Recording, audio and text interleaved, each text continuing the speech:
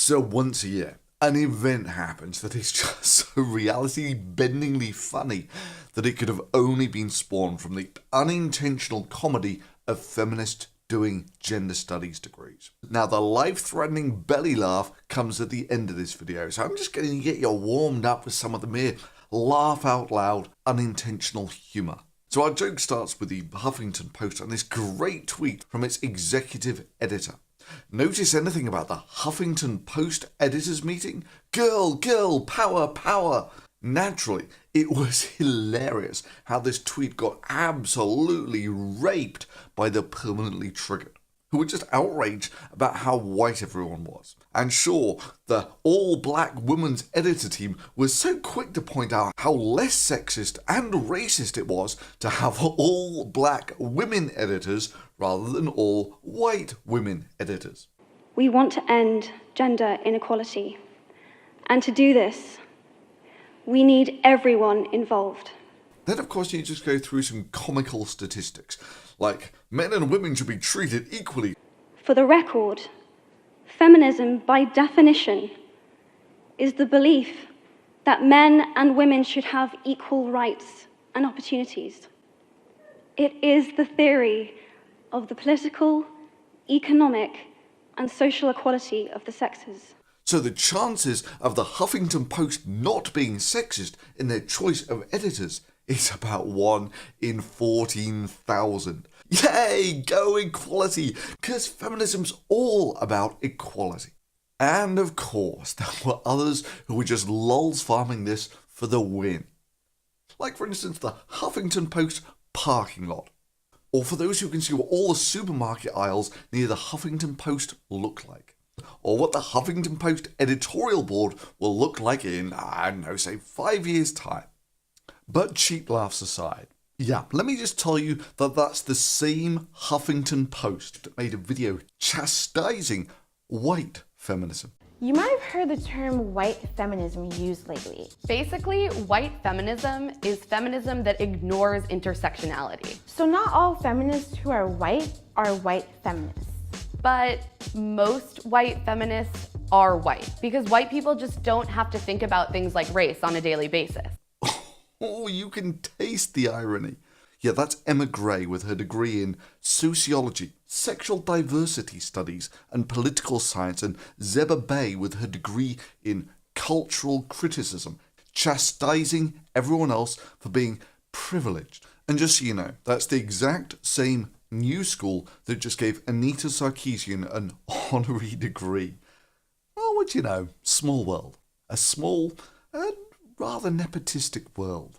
But anyway, honestly, if you've got the cash to blow on a do-nothing, worthless degree like cultural criticism, it doesn't matter how black your skin is. You've just waived the right to call anyone else privileged. But just so you know, this was their great research to show how hard minorities have it. White feminism aims to close the wage gap between men and women. But what it fails to recognize is that most of the time, Latina and black women make even less than white women. And the great examples they chose were George Clooney, net worth 180 million, Julia Roberts, net worth 140 million, Salma Hayek, net worth 80 million, and Beyonce, net worth 450 million. Yeah, a black woman can be so oppressed these days that they're completely prohibited from being worth more than a white man, white woman, and Latina woman doing the same work combined. And honestly, Salma Hayek, with her mere 80 million net worth, is beyond the dreams of most of us oppressing white males. And yeah, I also noticed that you forgot to include Asians in your little infographic, because it completely ruins your narrative about whites and males oppressing everyone. White feminism aims to close the wage gap between men and women.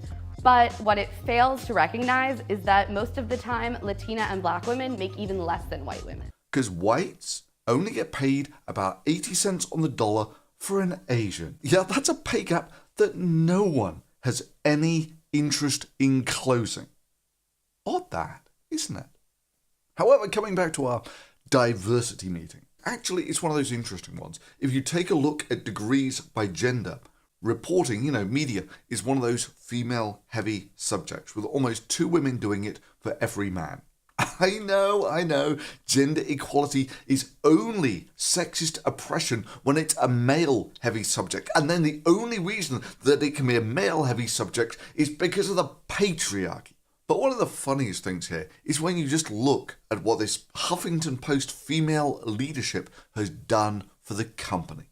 I mean, I'm no expert in this media thing, but maybe, just maybe, this is happening because your paper keeps running these great articles on things about how women are finally no longer oppressed because they are equally represented by emojis. Those silly little face things. Because I'm sure now that women have these emojis, you'll get women working in many of the more dangerous things that men normally do.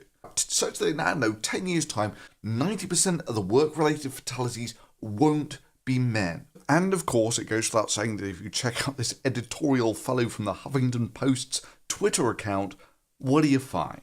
Oh, masculinity, it's so fragile. Yeah, and you're the woman writing the emojis article. Yay, emojis! Now that's the sort of thing I would expect from a paper whose average age of their editor seems to be less than 25. I mean, hell, some of these don't look like they've even made it to 20 yet. And yeah, I wasn't the only one to notice, as this guy says.